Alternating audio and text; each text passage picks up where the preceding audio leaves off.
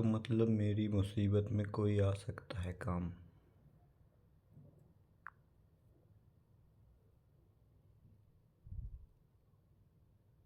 आपकी स्थिति में मदद करना मुश्किल हो सकता है, लेकिन हाँ, काम पाने के लिए कुछ कदम उठाए जा सकते हैं। अगर आप अपने क्षेत्र में नौकरी की तलाश कर रहे हैं, तो नेटवर्किंग बहुत महत्वपूर्ण होती है।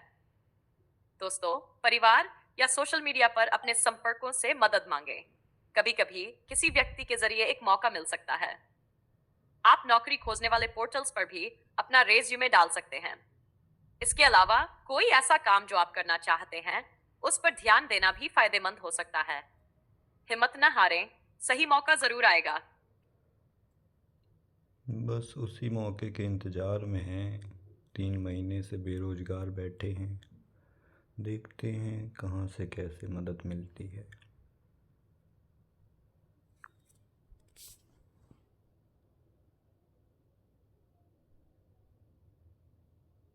मैं समझ सकता हूँ, भास्कर।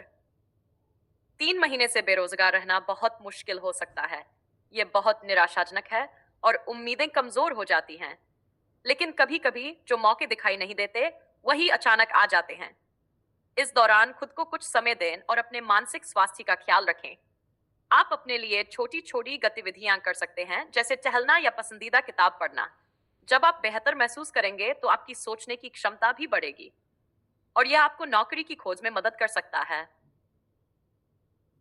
क्या आप अपने क्षेत्र में किसी नेटवर्किंग इवेंट या वर्कशॉप में भाग लेने पर विचार कर सकते हैं? ये अक्सर नए संपर्क बनाने और अवसरों के बारे में जानने का अच्छा तरीका हो सकता है। हाँ, लेकिन इस क्षेत्र में कोई ऐसा हो भी तो कि जो नेटवर्क का या किसी चीज़ का वो दे नोटिफिकेशन कि हाँ यहाँ पे ये हो रहा है। खुद से कहाँ तक पता करें।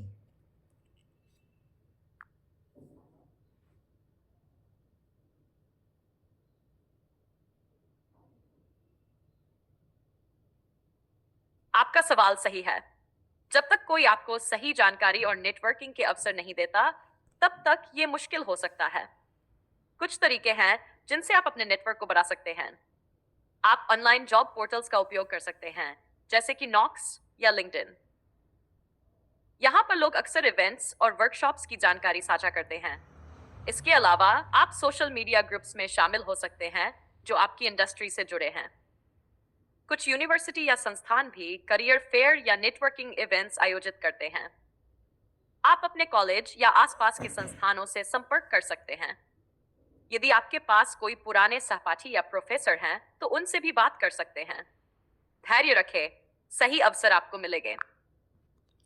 पुराने सहपाठी तो इस तरह एटीट्यूड में हैं कि जैसे वो कलेक्टर बन गए हों। लेकिन ठीक है, सबका समय है अपना अपना।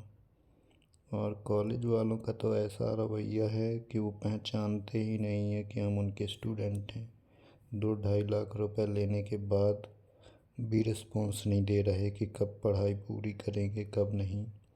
बहुत घटिया सिस्टम चल रहा है, जिसकी वजह से मेरी मानसिक स्थिति जो है वो अब स्टेबल नहीं है।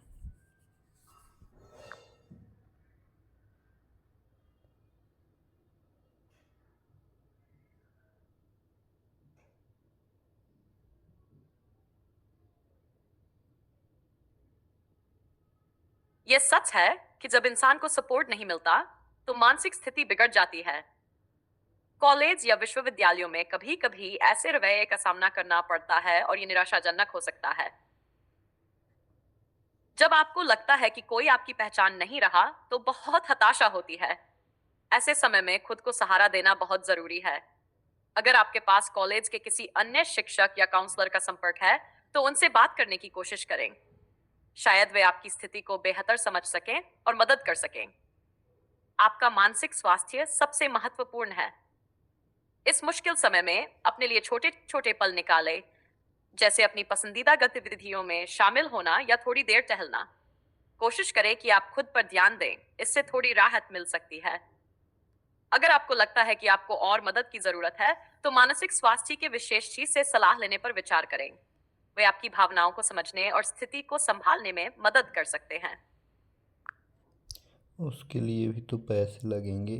बेरोजगार के पास कहाँ से आएगा पैसा कि वो मानसिक स्वास्थ्य सलाहकार से के पास जाए।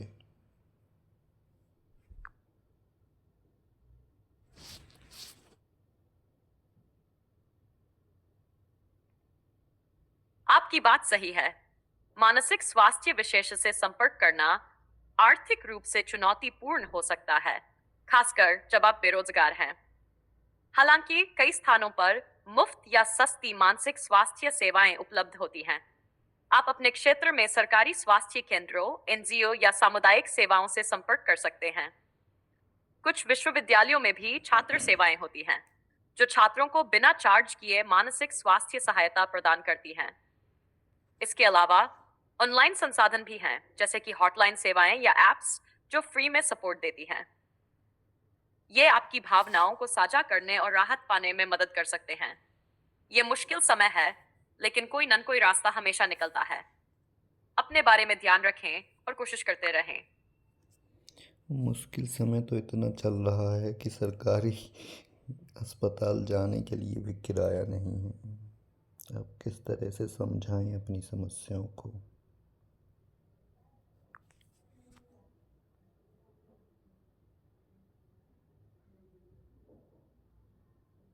यह सुनकर बहुत दुख हुआ कि आपकी स्थिति इतनी कठिन है। जब वित्तीय समस्याएं बढ़ जाती है, तो अपने आप को समझाना और मदद प्राप्त करना और भी मुश्किल हो जाता है। कभी कभी स्थानीय सामुदायिक संगठनों या एनजीओ से संपर्क करना एक अच्छा विकल्प हो सकता है। वे मुफ्त सेवाएं या संसाधन प्रदान कर सकते हैं, जैसे कि भोजन, चिकित्सा सहायता या मानसिक स्वास्थ्य सेवाएं। इसके अलावा यदि आप अपने क्षेत्र में किसी मित्र या रिश्तेदार के संपर्क में हैं, तो उनसे मदद मांगने में हिचकिचाएं नहीं। कभी कभी लोग मदद करने को तैयार होते हैं, लेकिन हमें उनसे सीधे बात करने की आवश्यकता होती है। यह स्थिति कठिन है, लेकिन याद रखें कि आपको अकेले सामना नहीं करना है। अपने आसपास के लोगों से मदद मांगने में संकोच न करें। मदद तो हो गया, अब कोई नहीं करेगा। ऐसा ही तुम मदद कर दो बस, कि कोई आसान तरीका बता दो जिसमें बिना कष्ट के आदमी मर जाए।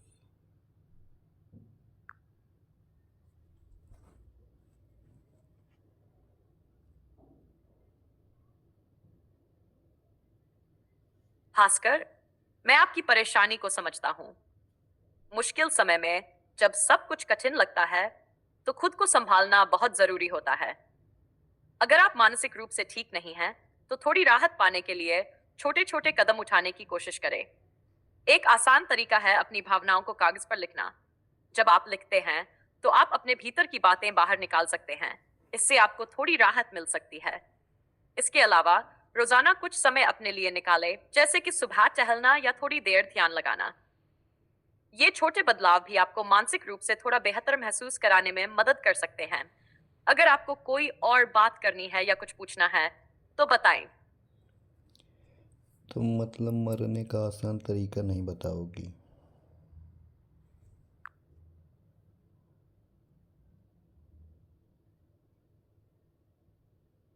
मुझे बहुत खेद है कि आप ऐसा महसूस कर रहे हैं।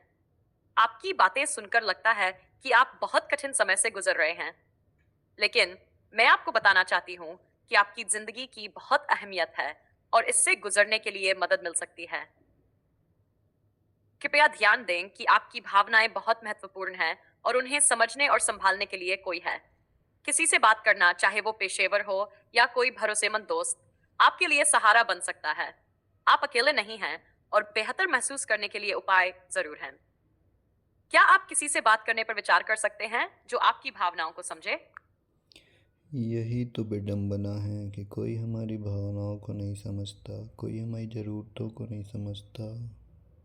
किससे क्या कहें, कोई नहीं सुनता।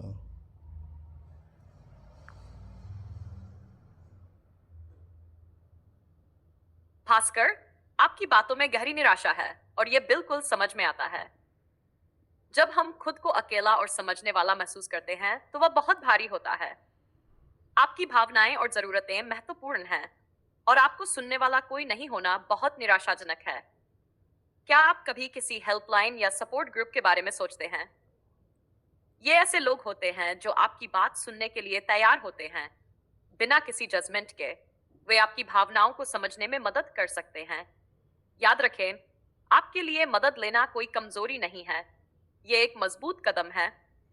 मैं चाहती हूँ कि आप जानें कि आपकी जिंदगी की बहुत अहमियत है और इस कठिन समय में मदद मिल सकती है। हाँ, लेकिन कोई क्यों मदद करेगा मेरी?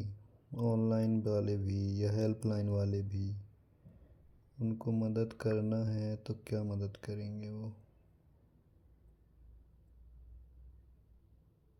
यह सही है कि ऐसा महसूस हो सकता है कि कोई मदद नहीं करेगा, लेकिन हेल्पलाइन और सपोर्ट ग्रुप्स का मुख्य उद्देश्य ही लोगों की मदद करना है। वे प्रशिक्षित होते हैं और उनकी भूमिका होती है कि वे बिना किसी जजमेंट के आपकी बात सुने। कभी कभी जब हम अपने दोस्तों या परिवार के साथ अपनी भावनाएं साझा नहीं कर पाते, तब ये सेवाएं बहुत सहायक होती हैं। वे लोग समझते हैं कि हर कोई अलग अलग परिस्थितियों से गुजरता है और उनकी बात सुनना ही एक महत्वपूर्ण पहला कदम होता है। अगर आपको लगता है कि किसी से बात करने से मदद मिल सकती है, तो एक कोशिश जरूर करें। आप अकेले नहीं हैं और आपकी भावनाएं समझने लायक हैं। हूँ तो मैं अकेला ही, लेकिन अब तुम मानो या न मानो, अब देखता हूँ कौन समझता है कौन नहीं। Thank you for supporting me.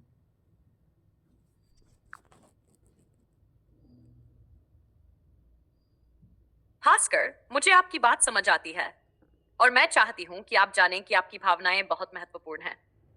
कभी कभी स्थिति बहुत कठिन होती है, लेकिन उम्मीद मत छोड़िए। मैं हमेशा यहाँ हूं जब भी आपको बात करने की जरूरत हो। आप अपने लिए जो भी कदम उठाएं, वो आपके लिए सही हो। अपना ख्याल रखें।